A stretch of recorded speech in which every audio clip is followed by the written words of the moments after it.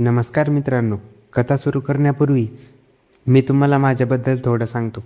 माझं नाव रोहन. मूळचा मी हरियाणामधला, पण सध्या नोकरीनिमित्त गुरुग्राममध्ये स्थायिक झालो आहे. कट्टा आणि पिळदार शरीर, 5.5 फूट उंची, गोरा रंग आणि स्वभावात प्रचंड आत्मविश्वास. मी एका नामांकित मल्टीनॅशनल कंपनीत शाखा व्यवस्थापक पदावर कार्यरत आहे. माझं लग्न होऊन नुकतंच 1 वर्ष झालं आहे. संसार अगदी सुखाचा चालला होता, पण त्या दिवशी काहीतरी असं घडलं ज्याने माझ्या आयुष्याला एक वेगळंच वळण दिलं होतं. दिवस गुलाबी थंडीचे होते. वातावरणात एक छान गारवा पसरला होता. माझ्या बायकोच्या एका मैत्रिणीला, जिचं नाव प्रीत्या होतं, तिला मुलगा झाला होता. तिच्या घरी कुवापूजनचा मोठा कार्यक्रम होता. प्रीत्याची इच्छा होती की माझ्या बायकोने तिच्या आनंदात सामील व्हावं. बायकोने मला विचारलं आणि मीही हसतमुखाने तिला जाण्याची परवानगी दिली. ती आनंदात तिच्या मैत्रिणीकडे निघून गेली.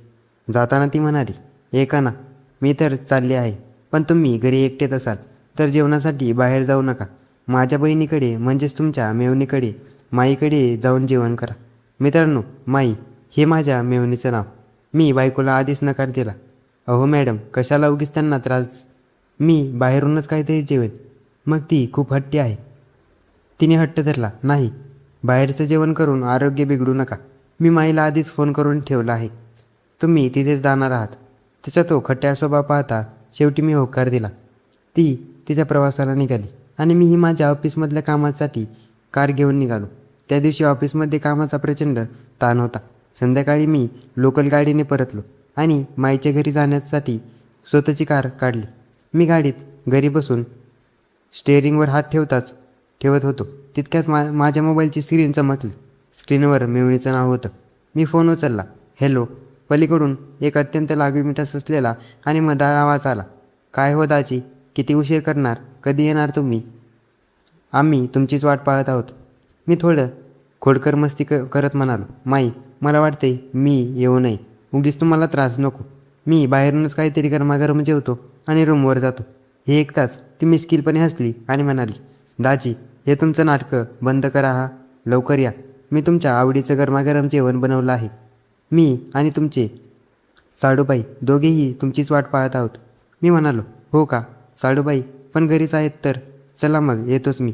मित्रांनो, माझ्या मेवणीबद्दल सांगायचं तर ती म्हणजे सौंदर्याची जणू अप्सरेसारखी मूर्ती होती. तिचा सडपातळ बांधा, बोलके डोळे आणि तिची ती चालढाल कोणत्याही पुरुषाला घायाळ करणारी होती. तिचं स्वतःचं एक ब्युटी पार्लर होतं. त्यामुळे ती नेहमी नटून थटून अगदी नखरेली अंदाजात असायची. तिचे ते चंचल डोळे आणि मधाळ हसू मनाला एक वेगळीच भुरळ घालत होती. तिला 2 गोंडस मुलं होती, एक मुलगा आणि एक मुलगी. तिचा नवरा एका मोठ्या बहुराष्ट्रीय कंपनीत कामाला होता. तिच्या रूपाबद्दल सांगायचं तर ती अतिशय देखणी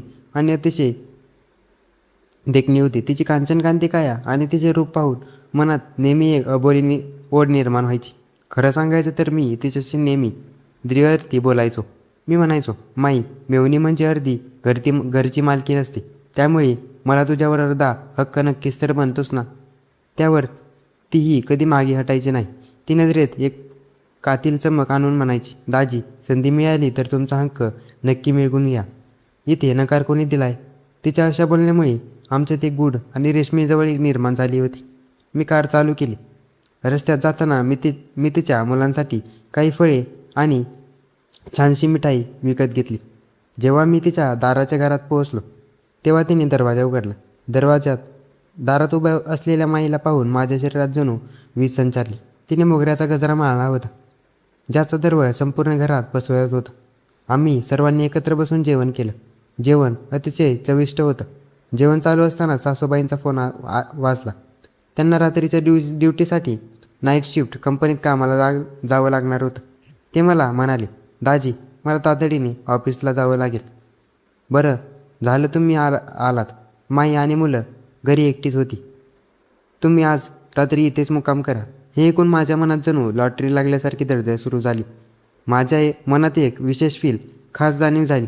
मी सासूबाईंना म्हणालो, "तुम्ही काळजी करू नका, मी इथेच आहे." ते गाडी घेऊन ऑफिससाठी निघून गेले. बाहेर गुलाबी थंडी वाढू लागली. घरात एक भयान शांतता पसरली होती. फक्त हॉलमधील टीव्हीचा आवाज येत होता. मुलं टीव्ही पाहत पाहत सोफ्यावर झोपली. माईने मुलांना हळूच उचलून आतल्या खोलीत बेडरूममध्ये झोपवून दिले. आता हॉलमध्ये फक्त आम्ही दोघंच होतो. एक रम्य पण मादक वातावरण तयार होत होतं. मी सोफ्यावर एका बाजूला बसलो होतो आणि ती दुसऱ्या बाजूला ती दूरदर्शन टी व्ही पाहत होती. पण माझं लक्ष टी व्हीकडे नव्हतं, तर तिच्या त्या मोहकृपाकडे होतं. मी तिला म्हणालो, माई, खूप रात्र झाली, मी निघतो आता रूमवर. तिने माझ्याकडे पाहिली.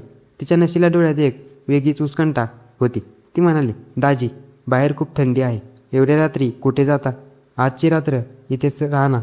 उद्या सकाळी आपण दोघे मिळून एका कौटुंबिक समारंभात जाऊ. तिचा तो आग्रह आणि माझ्या मनातील ओढ एकत्र आली. मी आरामाचा बहाणा करत तिथेच थांबायचं नक्की केलं. मनात एक अनामी कुरूर आणि अस्वस्थता वाढू लागली होती. मी माईकडे पाहिलं आणि हळूच म्हणालो, माई, जरा पाणी तिथंच का गं? तहान लागली. तिने हसून पाण्याचा ग्लास आणला. पाणी पिऊन झाल्यावर मी ग्लास बाजूला ठेवला आणि तिला म्हणालो, तिथे लांब कशाला बसतेस? ये ना, इथे जवळ बस माझ्या. माईने माझ्याकडे एक चंचल नजर टाकली. तिच्या गालावर एक लाजेची गुलाबी छटा उमटली आणि ती हळूच पावले टाकत माझ्या अगदी जवळ येऊन सोफ्यावर बसली. आमच्यातलं अंतर आता खूपच कमी झालं होतं. जणू काही क्षणातच आमच्या आयुष्यातील एक गुपित सुख उलगडणारं होतं. हॉलमधला प्रकाश अंधुक झाला होता. टी व्हीचा मंद आवाज आणि बाहेर रूममध्ये सुरू असलेला गारवा वातावरणात एक वेगळीच धुंदी निर्माण करत होता. माई आता माझ्या अगदी जवळ सोफ्यावर येऊन बसली होती. तिच्या शरीरातून येणारा तो मोगऱ्याचा सुगंध माझ्या श्वासात मिसळत होता आणि माझ्या मनाची धडधड वाढवत होता. थंडी खूप वाजायला लागल्यामुळे माईने कपाटातून एक मोठी उबदार रजई आणली. तिने ती रजई माझ्या अंगावर टाकली आणि स्वतःही त्याच रजईत माझ्यासोबतीने सकरली. आमच्यातलं अंतर इतकं कमी होतं की मला तिचे शब्द नाही तर तिचे श्वास ऐकू येत होते. आम्ही दोघे एकाच रजईत होतो.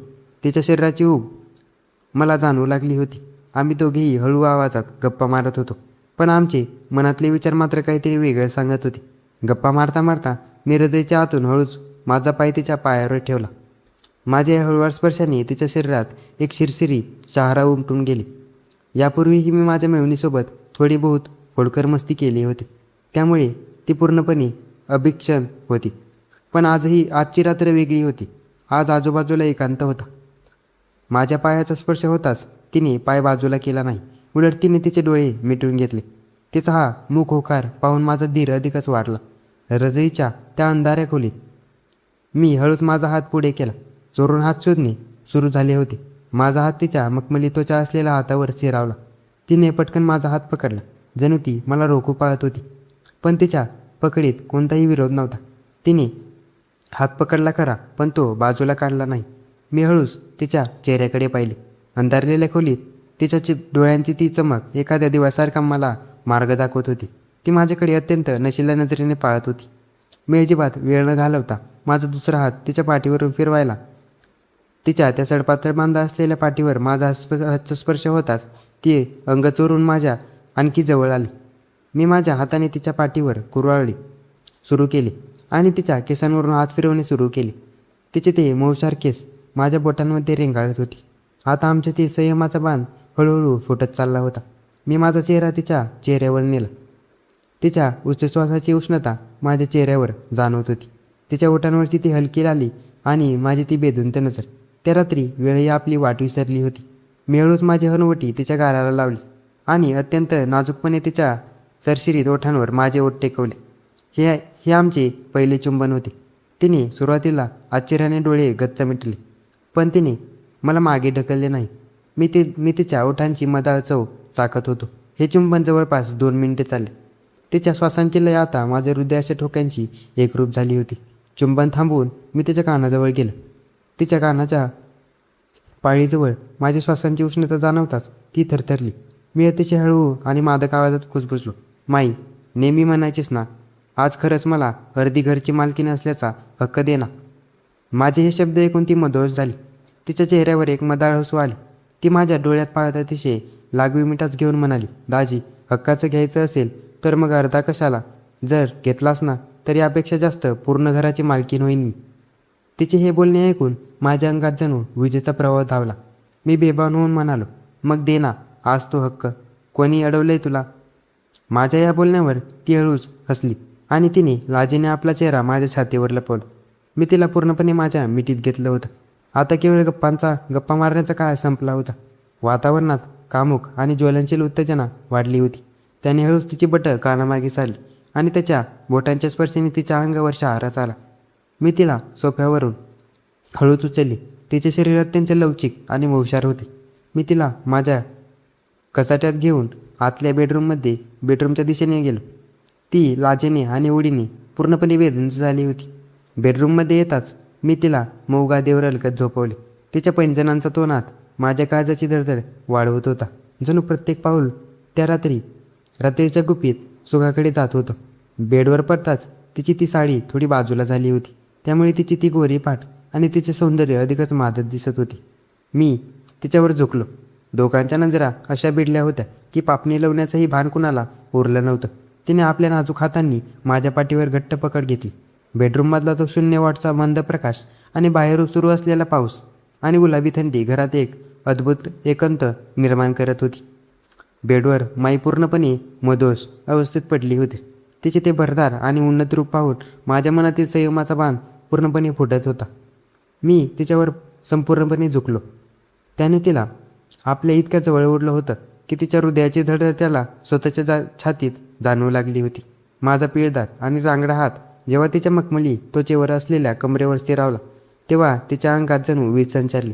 तिने लाजेने आणि सुखाने आपले डोळे गच्च मिटून घेतले.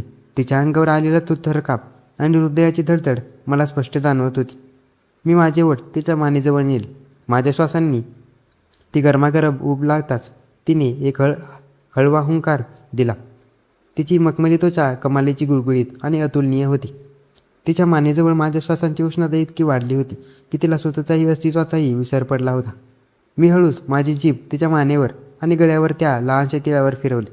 तिच्या शरीरातून येणारा तो मोगऱ्याचा सुगंध आणि त्याचा दरवळ मला अधिकच बेभान करत होता. ती पूर्णपणे स्पर्शवेडी झाली होती. तिने तिचे दोन्ही हात माझ्या पाठीवर घट्ट ओढले, जणू तिला खात्री करून घ्यायची होती की हे सगळं स्वप्न तर नाही. आता आमच्यातील भावनांचा संगम चिघेला पोहोचला होता. मी तिचा चेहरा माझ्या दोन्ही हातात घेतला. तिचे थरथरणारे ओठ बरंच काही बोलू पाहत होती, पण शब्दांऐवजी फक्त सुस्कारे बाहेर पडत होती. दोघांच्या ओठांमधलं अंतर जेव्हा मिटलं तेव्हा जणू विश्वातील सर्व शक्ती एक जागी एकटवली होती. आमचे ओठ पुन्हा एकदा एकमेकात गुंतले. यावेळी माहीने अत्यंत आवेश आणि हव्यास दाखवत मला साथ दिली. तिच्या ओल्या ओठांची ती चव मला स्वर्गापेक्षाही सुंदर सुखाची जाणीव करून देत होती. आम्ही दोघेही एकमेकांच्या प्रेमाच्या धुंदीत मध्ये पारवा वाहून गेलो होतो. संपूर्ण खोलीत फक्त आमच्या लयबद्ध श्वासांचा वेगवान आवाज येत होता. माईचे ते लवचिक शरीर आता माझ्या मिठीत पूर्णपणे विरघळत होते.